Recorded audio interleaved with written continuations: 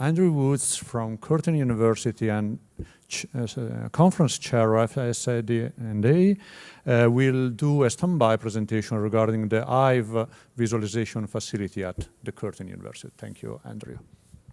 Okay, thanks everyone. Thanks, David. So this is a standby presentation. I sort of kept this up my sleeve just in case there was an opportunity. The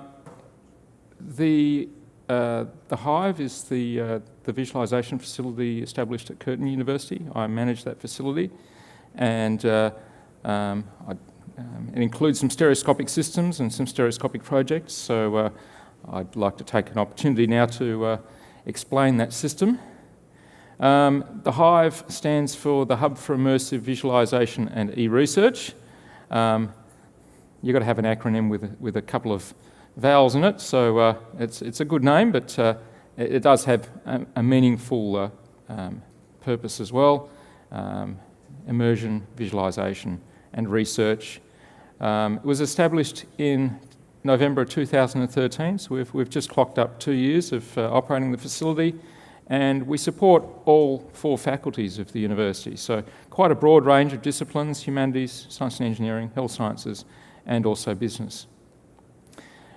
The actual facility is a 15 metre by 15 metre space. It's located within the John Curtin Gallery, which is an art gallery. It's a very nice location, partly in part because of the very high ceilings, 4 metre high ceilings, and the room's been kitted out in a very nice fashion.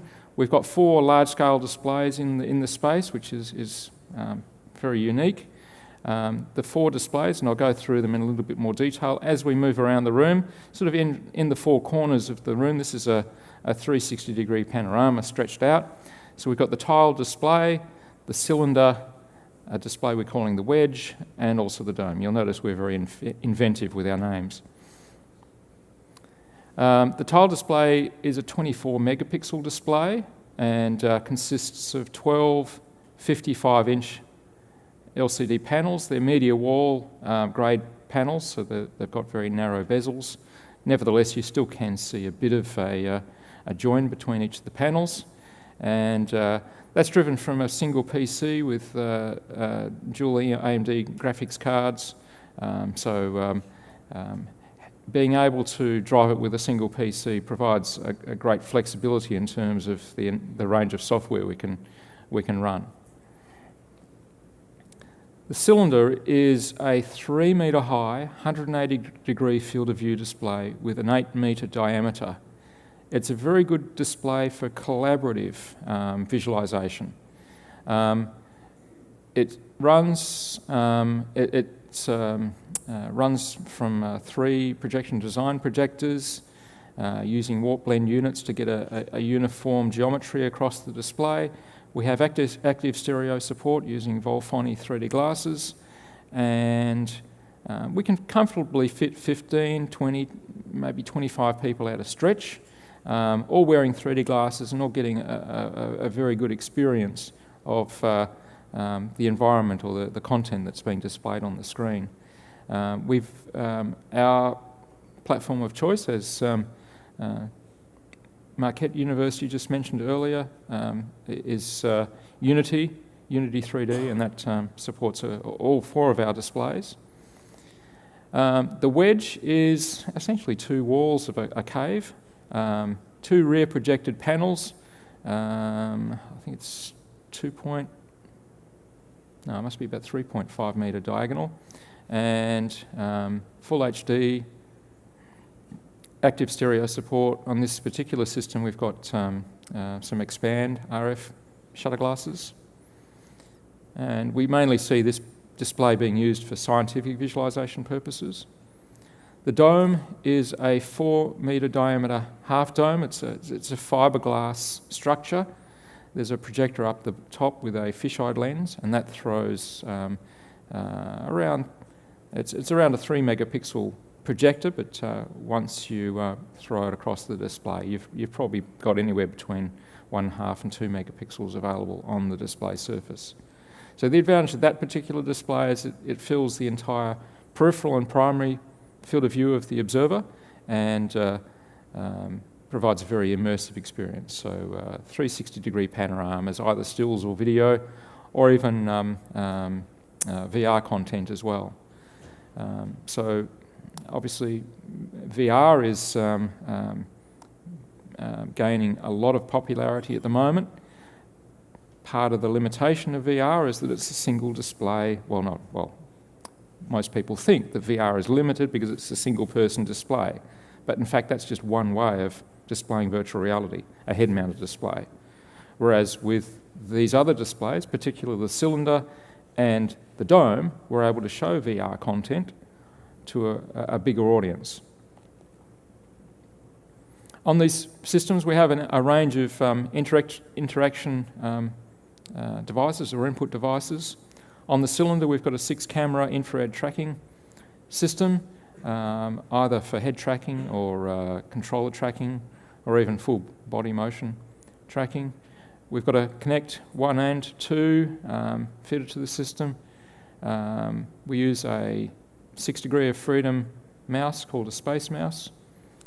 We do have 2 of the Oculus Rift units, the DK1 and the DK2, and lots of other opportunities. The purpose of the facility is essentially to encourage and enable research activity in visualisation topics, and also facilitate the use of visualisation in a range of different disciplines.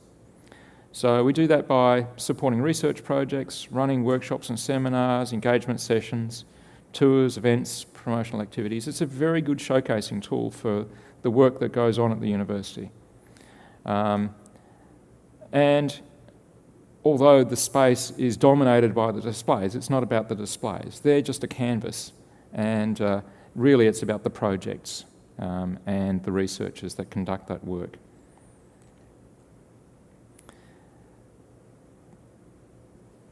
The physical space is a very good venue for holding workshops. We can fit a maximum of 50 people in the space, so that enables quite reasonable size meetings. Here's a couple of different events that have been held in the Hive. So our activities range from seminars and workshops to a range of different, on a wide range of different topics. We also have engagement sessions. The university's got around 4,000 staff, and I think it might be around 40,000 students. Progressively we have been introducing the Hive's facilities and capabilities to university staff, and that's an ongoing activity to illustrate what can possibly occur within their discipline, and seed the thought as to what they might be able to do themselves. So a range of different showcasing and promotional capabilities as well. Now let me just go through some of the projects that we've been running through the Hive. This is really just a small snippet. The most high-profile project which we've been undertaking in the Hive is related to the wrecks of the HMAS Sydney and the HSK Cormoran, as I presented in the talk on Monday. It's an extensive project with a wide-ranging capabilities, and visualisation is a very key part of the tool set of that project. The cylinder display is particularly good for illustrating the project.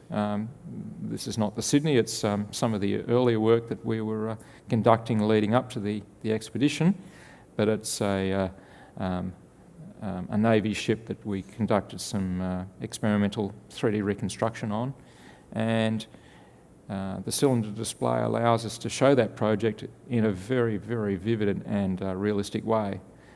So as I mentioned, anywhere from 15 to 25 people can be in that space, and you can be explaining the project, explaining the technologies and techniques, and it's a very good way of promoting the project.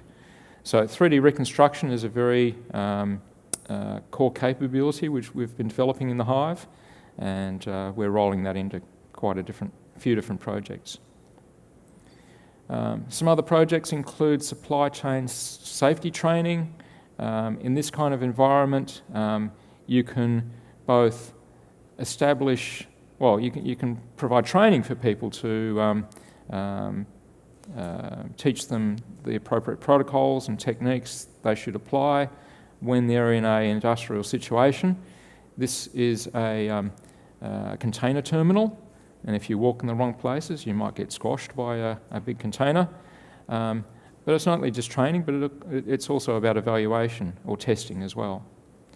So this is from the business school at Curtin. We've done a little bit of work with the Curtin Motorsport team, looking at displaying of computational fluid dynamics, and particularly the streamers. They look remarkably good. It's not just about the look though, you're able to more easily determine where those spirals go and detangle them in your own mind as they're being displayed. That's primarily on the Wedge display. And we've also been working on some scientific visualisation of seismic survey data using a piece of software called Petrel from Schlumberger, a oil and gas services company. There's an open cut mine simulation that's as part of the Australasian Joint Centre for Building Information Modelling. We developed a model of co-authorship of publications. So each of these dots represents an author, and each of these lines represent who they have published with. So you can visualise that in a full 3D environment to make derived information from those type of publishing networks. We've also been supporting a range of student projects. Students are more likely to have much more time on their hands than an average academic, so they're a very good way to experiment with a new topic, a new discipline or research area that might have a prospect of having visualisation techniques applied to it. And therefore it's also, student projects are a good bridge between academics with the idea and the discipline and the technique and the visualisation staff in the Hive who know the specifics about the software and hardware in the Hive. And to that end, we've just had 8 students working in the Hive over the summer, whole range of different topics, Australian summer that is. So December, January, February, and the outputs of those projects have been quite exciting, and we'll be having a presentation by each of those students in the Hive just next week. This particular project here is one that's running in the cylinder display, and it's illustrating historical panoramas of Perth City that were captured from various locations. This particular one here was captured from the Perth Town Hall in 1885, and to compare with historical images, we've been reshooting those same locations. Now that one's not in 3D, the historical photography wasn't 3D, but we could be reshooting the modern day panoramas in 360 3D, for example. We've also been doing work with CFD simulation using ParaView on our Wedge display. This is the work of Professor Ben Mullins. It's a visualisation of a rat lung, and we had a master's student in spatial sciences looking at 3D reconstruction of a dive wreck. She went down with a GoPro, took a whole lot of photography, and we were able to reconstruct those parts of that dive wreck. So that's a very quick overview of the facility, some very good stereoscopic capabilities and some very interesting applications. Thank you.